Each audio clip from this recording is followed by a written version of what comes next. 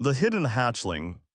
High above the world, beyond the reach of mortal eyes and beneath a sky that had never known peace, the Dragon Emperor ruled. His domain stretched across jagged peaks of obsidian and rivers of molten fire, where storms circled endlessly as if bound by ancient command. Lightning carved the heavens into fractured brilliance, illuminating vast wings that blotted out the stars. In that realm of flame and thunder, power was law, and the strong reigned without question. At the center of it all stood the Emperor. He was older than the oldest mountains, older than the first human kingdom that dared name itself eternal. His scales shimmered like forged gold, each one bearing the memory of battles long forgotten by the world below. His eyes burned with a light that was neither flame nor sun, but something far older, something that judged, measured, and never forgave. To dragons, he was absolute.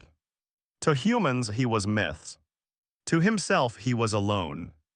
The throne he occupied was carved from black stone that drank the light around it, perched at the highest peak where no other creature could stand. From there, he observed everything, the endless horizon, the storms, the distant lands below where humans lived their fleeting lives.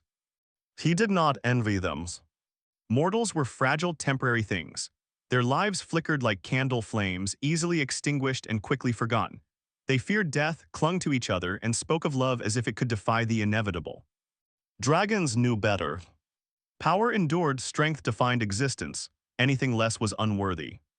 It had always been so. It would always remain so. Or so he believed. Until the night everything changed. The storm that marked the hatchling's birth was unlike any other. It did not rage, it roared. Thunder did not echo, it shattered the sky itself. Lightning struck the peaks again and again, as if the heavens sought to tear the world apart. Even the eldest dragons retreated into their caverns, bowing their heads in instinctive submission to a force they could not understand. At the summit, the Emperor remained. His massive form coiled around the nesting grounds, his wings half spread against the storm. Beneath him lay a single egg, larger than any forged in generations, its shell gleaming with faint veins of molten gold. His heir, his legacy, the continuation of a lineage that had never faltered. The egg trembled. Cracks spread across its surface, glowing from within like veins of living fire. The Emperor leaned closer, his gaze unblinking, unwavering. There was no joy in his expression, no anticipation. Only expectation. The shell broke. A small form emerged, slick with the remnants of its birth, its scales pale and unformed. It struggled, its tiny limbs trembling as it pushed against the broken shell. For a moment, everything seemed as it should be. Then the hatchling tried to spread its wings. One unfurled, thin, fragile but whole. The other did not. It hung at an unnatural angle, twisted and incomplete, its bones malformed before they had ever known strength. When the hatchling tried to lift it, the limb quivered and fell uselessly against its body. Silence fell over the peak. Even the storm seemed to hesitate. The Emperor did not move. He watched. The hatchling made another attempt, a small broken sound escaping its throat as it strained. Its good wing fluttered weakly, stirring ash and dust, but it could not rise, it could not even stand properly. It stumbled, fell, and lay still. The Emperor's gaze did not waver. Behind him, shapes emerged from the shadows, elder dragons, ancient and immense, their scales darkened by centuries of existence. They approached slowly, their movements careful, reverent. But there was no reverence in their eyes. Only judgment. The bloodline must remain pure, one said, its voice low and echoing like distant stone grinding against stone. It is flawed, another added, it will never fly. A ruler who cannot take the sky is no ruler at all. The words were not spoken with cruelty. They were spoken as truth. Immutable. Unquestionable. The Emperor remained silent. The hatchling stirred again, letting out a faint cry, a thin, fragile sound that seemed impossibly small against the vastness of the storm. It tried to crawl toward him. Its tiny claws scraped against the stone, leaving faint marks that would be erased by the wind within moments. It reached his forelimb and stopped. The Emperor lowered his gaze, looking down at the creature that bore his blood. Weak, broken, unworthy. This was not an heir. This was a failure. The elders waited. There was no need for debate. The law was older than any of them, carved into the very bones of their kind. Weakness was unforgivable.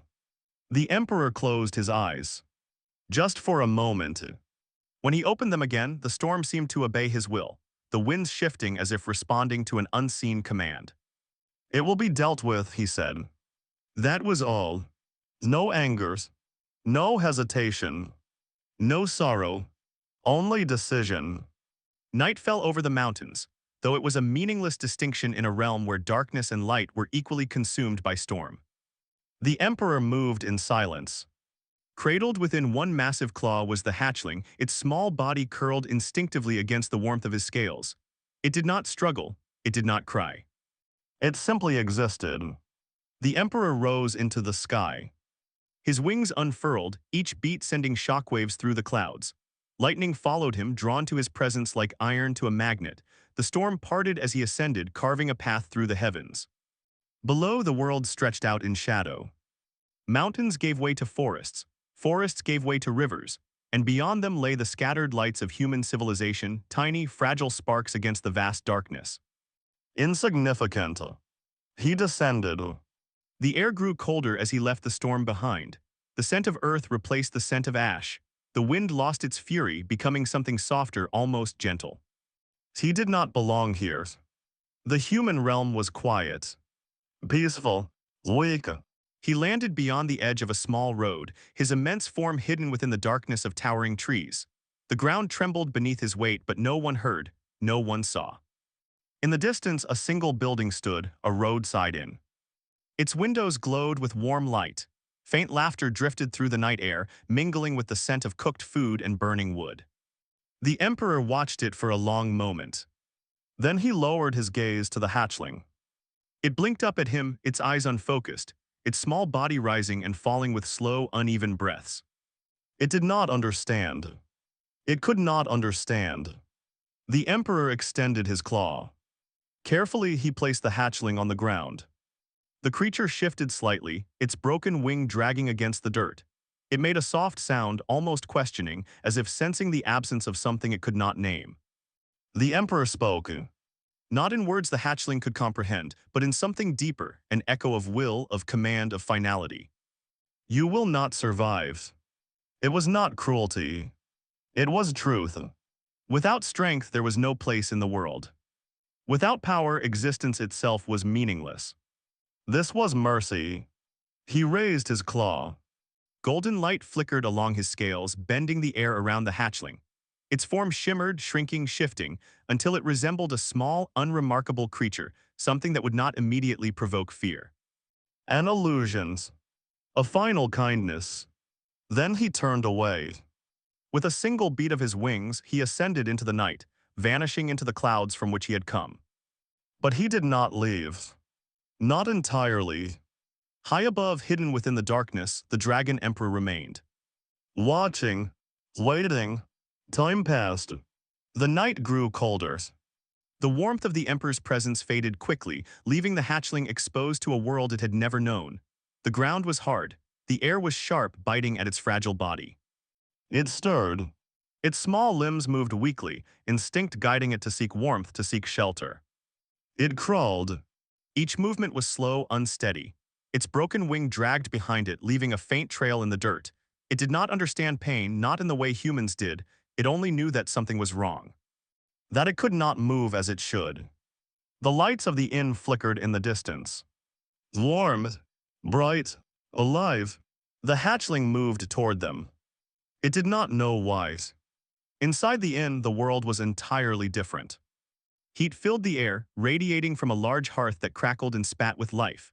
Voices overlapped in a constant hum, travelers sharing stories, merchants counting coins, weary souls seeking rest from the long road. Among them moved a single figure. Lyra. She carried a tray balanced carefully in her hands, weaving between tables with practiced ease. Her steps were light, her posture straight despite the long hours she had already endured. She was young. Too young, some would say, to be working from dawn until well into the night, but life had never asked her opinion. Her hair was tied back loosely, strands escaping to frame a face marked not by beauty but by quiet resilience. There was a softness in her eyes, a warmth that lingered even when exhaustion threatened to claim her. She smiled. Not because she was happy. but because it made the work easier. Another drink, someone called. Coming, she replied, her voice gentle, steady. She moved to the counter, setting down the empty tray before reaching for a pitcher. Her hands were quick, efficient, each movement practiced 100 times over. Behind her, the innkeeper watched. He was a large man, his expression perpetually caught between irritation and calculation. To him, every customer was coin, every moment wasted a loss. Don't linger, he muttered, we're not running a charity. Lyra nodded. I know. She always knew. She returned to the tables, placing drinks, collecting coins, offering quiet thanks. Most barely noticed her. Some were kind, others were not. It didn't matter. The work had to be done. Eventually, the night began to thin. Travelers retired to their rooms. Conversations faded. The fire burned lower, its warmth no longer filling the entire room. Lyra stepped outside. Just for a moment. The air was cold, biting against her skin, but she welcomed it. It cleared her mind, chased away the heaviness that had settled in her bones. She exhaled slowly, watching her breath fog in the night. And then she heard it. A sound. Soft. Weak. Almost lost to the wind. She turned. At first she saw nothing, only darkness stretching beyond the reach of the inn's light. But the sound came again, a faint, broken whimper that seemed to tremble with effort. Lyra stepped forward. Hello, she called softly. No answer. Only the sound. She moved closer, her steps careful, her eyes searching. And then she saw it. A small shape barely visible against the ground. It moved. Just slightly. Lyra's breath caught. She knelt beside it, her heart tightening at the sight. The creature was small, fragile, its body trembling as if each breath was a struggle. And its wings. Even in the dim light she could see it. Twisted. Broken. Wronged. Oh, she whispered.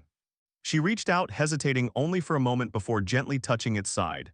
The creature flinched, a weak sound escaping it, but it did not try to flee. It couldn't. Lyra looked toward the inns. Then back at the creature. There was no decision to make.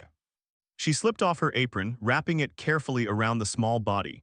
It was warmer than she expected, its heat seeping into the fabric as if clinging to the last remnants of life. It's okay, she murmured, I've got you. She lifted it. It was lighter than she expected. Too light. From above, unseen, the Dragon Emperor watched. His golden eyes narrowed. Humans feared the unknown. They destroyed what they did not understand. So why? Why did she not recoil? Why did she not leave it to die? Lyra stood, holding the creature close. And without hesitation, she carried it inside. The human heart. Days turned into weeks. Time, which meant little to dragons, moved differently in the human world. It did not stretch endlessly across centuries or compress itself into moments of war and conquest. Instead, it passed quietly, marked by the rising of the sun, the fading of firelight, and the slow wearing down of body and spirit. The hatchling did not die. The Dragon Emperor had expected it to. He had watched countless lives begin and end in the blink of an eye. Creatures far stronger, far more capable, had perished without leaving even a whisper behind. That was the nature of existence. Survival belonged to the strong. The weak were swept away, forgotten as if they had never been. Yet the small, broken creature he had abandoned persisted. It should not have. Its body was fragile, its strength almost non-existent. Its wing, twisted and incomplete, would never carry it into the sky. By all the laws the Emperor had lived by, its fate should have been sealed the moment it emerged from its shell. But it continued to breathe, to move, to live. And the reason for that defiance stood within the walls of a modest roadside inn. Lyra adjusted the blanket carefully, tucking it around the small form resting beside the hearth. The fire crackled softly, casting warm light across the room. Outside, the night stretched cold and unforgiving, but inside there was a fragile sense of safety, a thin barrier between life and the harshness of the world beyond. The hatchling stirred. Its golden eyes flickered open, unfocused at first, then slowly settling on her. It made a soft sound, somewhere between a chirp and a breath, as if acknowledging her presence. Lyra smiled.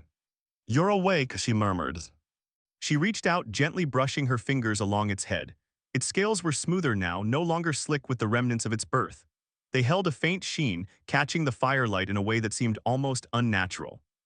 Beautiful, strange, but not frightening. Not to hers. The creature shifted, pushing itself upright with effort. Its movements were clumsy, uncoordinated, but there was determination in them, a quiet refusal to remain still. Lyra noticed. "You're stubborn," she said softly, a hint of amusement in her voice. It tilted its head as if trying to understand. Above them, unseen, the Dragon Emperor watched. At first, his observation had been simple. Detached. He had remained high within the clouds, his form hidden by storm and shadow, his presence masked from mortal senses. From there, he could see everything, the inn, the surrounding land, the small, fragile life he had left behind. He had expected the story to end quickly. A night, perhaps two. A week at most. Instead, it continued. And so he continued to watch. At first, it was curiosity. A mild interest in an anomaly that defied expectation. He did not interfere, he did not act, he simply observed as he had observed countless things across the ages. But curiosity did not fade. It deepened, because what he saw made no sense. Lyra fed the hatchling scraps from her own meals. Not the leftovers others discarded, but the portions she set aside for herself. Small pieces of bread, bits of meat when she could afford it, even the thin broth she drank at the end of long days, she would share it, carefully offering it in a small dish. The hatchling learned quickly. It learned the sound of her footsteps, lifting its head whenever she approached. It learned her voice, responding with soft, quiet noises that seemed almost like attempts at speech. It learned to trust. And Lyra never once pulled away. Even when it snapped clumsily at food, its small teeth catching her fingers. Even when it tracked dirt across the floor or knocked over cups with its tail. She never struck it. Never raised her voice in anger. She would sigh sometimes or shake her head in gentle exasperation, but her hands remained soft, her touch careful. Patient. The Dragon Emperor did not understand. Dragons did not nurture. They did not protect what could not protect itself. A hatchling that failed to rise was left behind. That was not cruelty, it was necessity. Resources were not wasted on weakness. Time was not spent on the doomed. And yet this fragile, fleeting being, gave everything she had to something that could offer nothing in return. The hatchling's wounds began to heal. Slowly, imperfectly. The twisted wing remained as it was, its structure flawed beyond repair. Lyra tried, she wrapped it carefully, splinting it with thin pieces of wood, adjusting the bindings when they slipped. But nothing changed. It would never fly. The realization came to her gradually, settling in her chest like a quiet ache. She did not speak of it. There was no one to tell and no words that would make it easier. Instead, she adapted. If the hatchling could not take to the sky, then it would learn to live on the ground. She encouraged it to walk, guiding it gently, offering support when it stumbled. At first, it could barely manage a few steps before collapsing in exhaustion. But it tried. Again and again. Each attempt a little stronger than the last. Until one day, it reached her without falling. Lyra laughed. A soft, surprised sound that filled the small space between them. "You did it," she whispered. The hatchling chirped, its tail flicking clumsily behind it. It did not understand the words, but it understood the feeling. And that was enough. Life at the inn continued. It had to. Travelers came and went, bringing stories of distant lands, of trade and conflict, of kings and wars that seemed impossibly far removed from the small, quiet world Lyra inhabited. Most paid little attention to her. She was part of the background, an unnoticed presence that moved between tables, carrying food and drink, cleaning up what others left behind. But the hatchling drew attention. At first, it was suspicion. "What is that thing?" one man asked, eyeing it warily. "Just an animal," Lyra replied, her voice calm. It was not a lie. Not entirely. Some accepted the answer. Others did not. "It looks strange," another muttered, "not right." "Then don't look at it," Lyra said gently. There was no challenge in her tone. No defiance. Just quiet certainty. And more often than not, that was enough. Over time, something unexpected began to happen. The hatchling became familiar. It followed Lyra as she worked, its small body weaving between tables, its claws clicking softly against the wooden floor. When she stopped, it stopped. When she moved, it followed. It curled at her feet when she stood still, its body forming a small, warm weight against her ankles. At first, customers complained. "Keep that thing away from me. It's going to bite someone. It's filthy." The innkeeper agreed. "You'll get us in trouble," he warned. "People don't come here for that." Lyra nodded. "I'll keep it out of the way." And she did. Mostly. But she did not send it away. She never did. And slowly, the complaints began to fade. Some customers grew used to it, others found it amusing. "It's like a dog," one traveler said with a chuckle. "Ugly dogs," another replied. But there was no malice in it. Only curiosity. And sometimes, something softer. A man dropped a coin on the table, more than the cost of his meal. "For the trouble," he said gruffly. Lyra blinked. "Thank you." The hatchling chirped softly. The man glanced at it, then looked away. "I didn't do it for that thing," he muttered. But he did not take the coin back. From the sky, the Dragon Emperor watched it all. What had begun as curiosity became something else. Confusion. Because nothing he saw aligned with the truths he had known all his life. Strength was supposed to define worth. Power was supposed to command respect. Weakness was supposed to be discarded. But here, in this small, insignificant place, those laws did not hold. The hatchling was weak. It could not fly. It could not defend itself. It was, by every measure, unworthy. And yet, it lived, not because it had earned it, but because someone had chosen it. Chosen to protect it, to feed it, to care for it, without expectation, without reward. The Emperor's gaze lingered on Lyra. On the way she moved, tireless even when exhaustion weighed heavily on her shoulders. On the way she smiled even when others did not return it. On the way she placed the hatchling before herself again and again without hesitation. He did not understand. But he could not look away. Then winter came. It did not arrive gently. It descended like a silent conqueror, blanketing the land in cold and stillness. The roads grew treacherous, then impassable. Trade slowed, then stopped entirely. Travelers vanished. The inn grew quiet. The fire burned longer each night, but its warmth seemed thinner, as if struggling against the creeping chill that seeped through every crack and crevice. Food became scarce. Supplies dwindled. And tension grew. The innkeeper counted his coins more frequently, his expression darkening with each passing day. "We can't keep this up," he muttered. No one argued. There was nothing to argue. It was the truth. The decision came on a night when the storm howled like something alive. Wind battered the walls, rattling the windows with relentless force.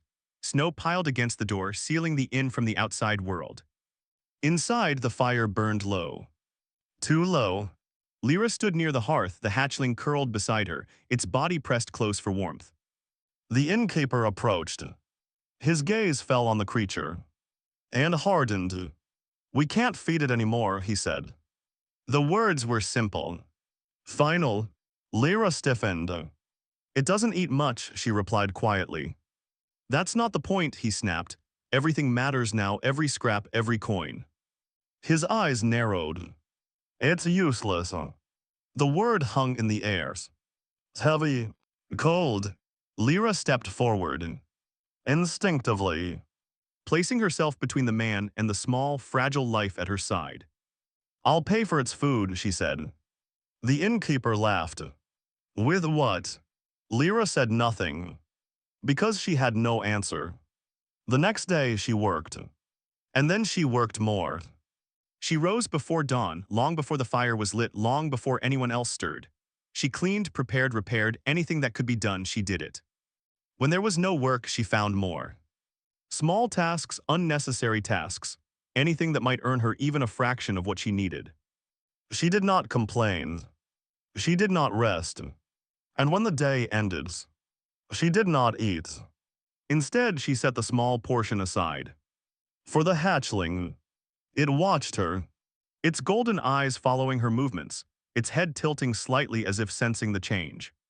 It ate, and she smiled, as if that was enough. Days passed. The storm did not break. And still, she gave, until there was nothing left to give. The necklace was small, simple, a thin chain with a single worn pendant that had long since lost any real value.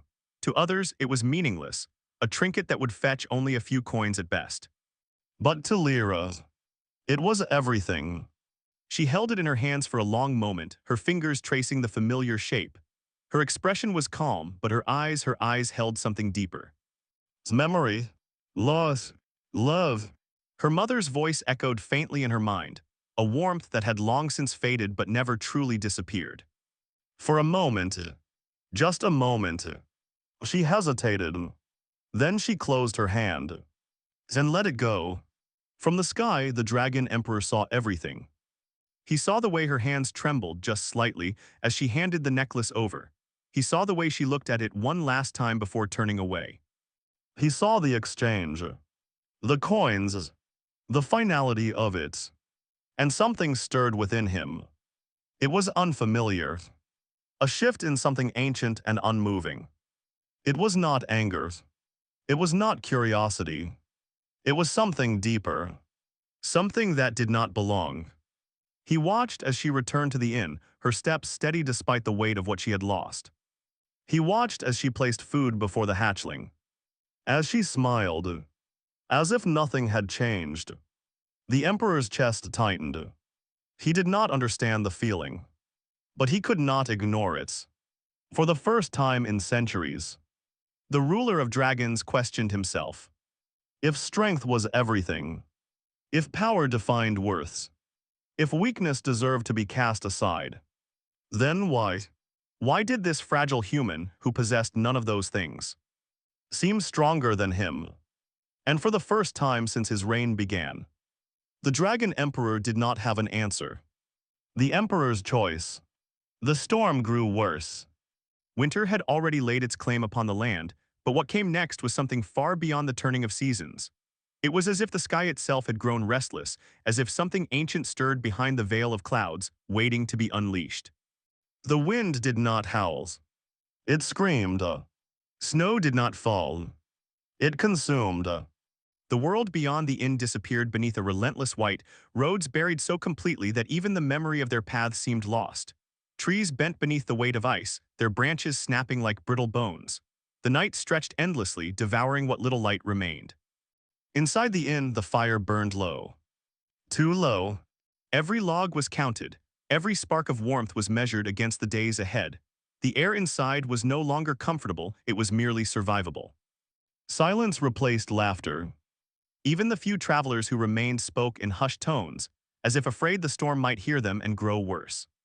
And through it all, Lyra endured. She moved through the dimly lit room, her steps slower now, her body weighed down by exhaustion that no amount of rest could truly ease. Her hands were rough from work, her fingers stiff from the cold that seeped into everything. Her breath fogged faintly in the air, even indoors, as if the warmth had already begun to surrender. But her eyes remained unchanged. Soft, steady, alive. At her feet the hatchling followed. It had grown, not into strength, not into power, but into presence. Its body was larger now, its movements more confident though still uneven. The broken wing remained as it always had, twisted, dragging slightly with each step, a constant reminder of what it could never be. But it no longer stumbled as often. It no longer fell. It walked beside her. Always. High above the storm, beyond the reach of mortal sight, the Dragon Emperor watched. The winds bent around him, the storm parting instinctively in his presence.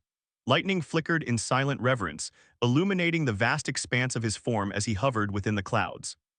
He had not left. Not once.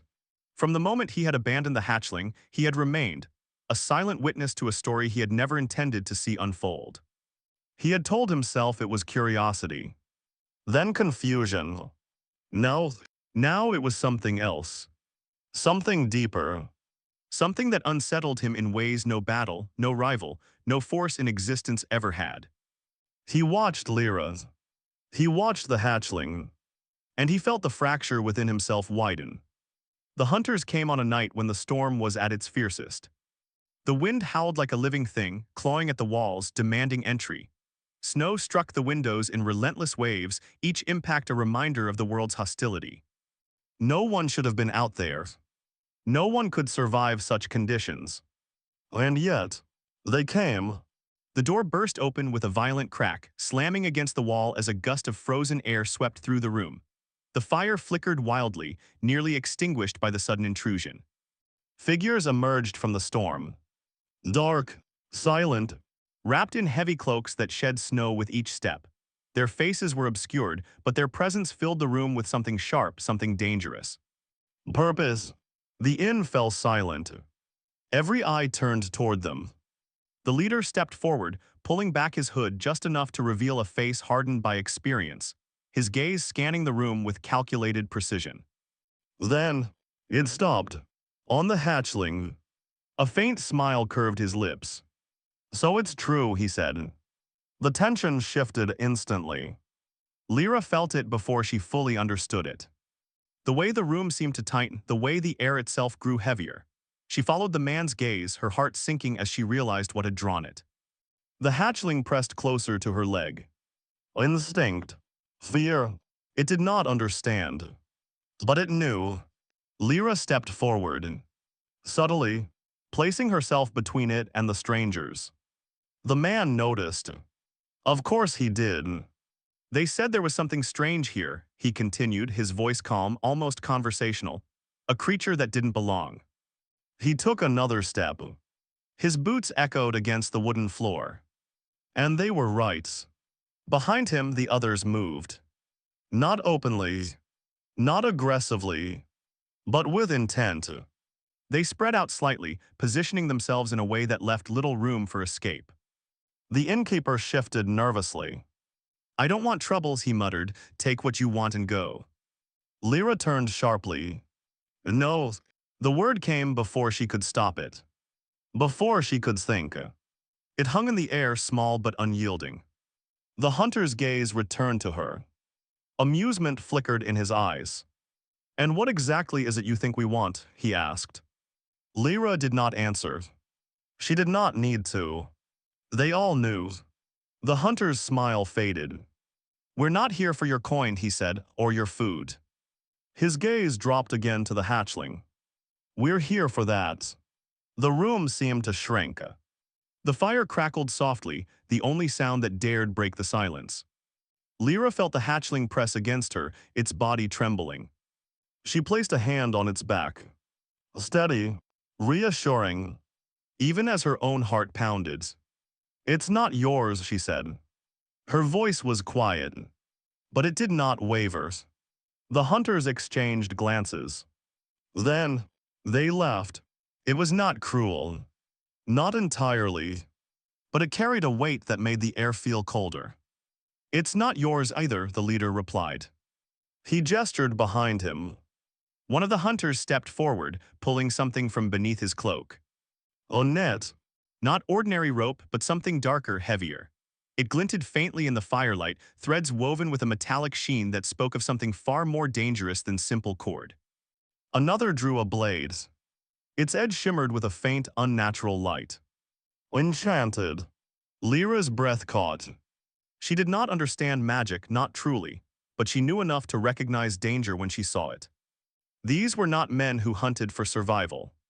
They hunted for profit, for power, for things that could not fight back. Behind her, the hatchling shifted. It stepped forward. Past her, Lyra's hand reached out instinctively. No, but it was too late. The hatchling moved between her and the hunters, its small body trembling as it tried to stand tall. To be something it was not. It lifted its head, opened its mouth, and let out a sound. A roar. It was meant to be. But what emerged was small. Broken. A faint, uneven cry that carried none of the power it should have held. The hunters did not flinch. They smiled. The hatchling's legs shook. Its broken wing dragged against the floor useless, betraying it with every movement. It could not fight. It could not run. It could not survive. Lara moved. Without thinking, she stepped in front of it again, her arms spreading slightly as if her body alone could shield it from what was coming. Her hands trembled. Her breath came fast, uneven. She was afraid, terrified, but she did not move, did not step aside. Please, she said, not to them, but to something else, something unseen, something she did not understand. High above, the Dragon Emperor watched. This was the way of the world. The weak perish, the strong survive. He had believed it for as long as he had existed. It was not cruelty. It was order, balance, truth. The hatchling was weak. It could not fight. It could not escape. Its fate was inevitable. He should have turned away, should have allowed it to unfold as it always had, as it always would. But he did not, because this time, there was something different. He saw her, the humans, standing before death, not for herself, but for another, a creature that could offer her nothing. No powers, no wealth, no future, only burdens, only hardship, only pains. And yet, she chose it, without hesitation, without regret. Something within him shattered. The sky broke. Thunder did not roll, it exploded, tearing through the storm with a force that seemed to split the world itself. Lightning carved the heavens open, illuminating a shadow so vast it blotted out everything beneath it. The wind changed. It did not howl. It fled. The hunters froze. Every instinct they possessed screamed the same truth. Run! But their bodies would not move. Because above them, something ancient had awakened. The Dragon Emperor descended. He did not hide. He did not conceal his presence behind clouds or illusion. He came as he was, a force of nature, a being beyond comprehension. His wings stretched across the sky, each beat sending shockwaves through the storm. Fire clung to his scales, illuminating the darkness with a golden inferno that turned night into day. The earth trembled as he landed. The inn shuddered, its walls groaning under the weight of his presence. Silence fell. Absolute. Complete. The hunters stared. Their weapons slipped from their hands, forgotten. Because before them stood something older than kingdoms. Older than history. A being that had never been meant for their world. The Dragon Emperor. He did not speak. He did not need to. He inhaled. And roared. The sound tore through everything. It shattered the storm, scattered the clouds, and crushed the will of every living thing that heard it. The hunters fell to their knees, their minds unable to comprehend the force that pressed against them. The net burned. The blade melted. Their courage vanished. And with it, their purpose. They fled, not with dignity, not with orders, but with blind, desperate terror, their screams swallowed by the storm as they vanished into the night. Silence followed. The fire flickered weakly. The wind whispered. And in the center of it all, Lyra stood, frozen. The hatchling pressed against her, its body trembling violently. She could not breathe, could not think, because before her stood something she had no words for, no understanding of. Something vast, terrible, beautiful. The Dragon Emperor lowered his head, slowly, carefully, until his golden eyes met hers. She should have run. Every instinct demanded it. Every part of her screamed to turn, to flee, to escape whatever this was. But she did not. Her legs would not move. Or perhaps, she would not let them. Please. The word was barely a whisper. Fragile, breaking. Don't take him away. The Emperor stilled. The words struck him harder than any blade ever had. For centuries, he had ruled through fear. He had commanded obedience with power, shaped the world with his will, and never once been questioned. Then now, a human stood before him, trembling, afraid, and asked, not for herself, but for another. He is mine, he said. His voice was low, vast, like thunder rolling across an endless sky. Truth, claim, authority. Lyra nodded. Tears filled her eyes, but she did not look away. I know. Her arms tightened around the hatchling. But I'm his. Time stopped. The storm faded. The world held its breath. Because in that moment, everything changed. The Dragon Emperor understood. Not power, not strength, but something far greater. Strength was not domination. It was not the ability to destroy, to conquer, to stand above all others. It was this: to stand in the face of fear, to give without expectation, to choose another over oneself. Again, and again, and again, this fragile human, who possessed nothing, had shown him what it meant to be strong.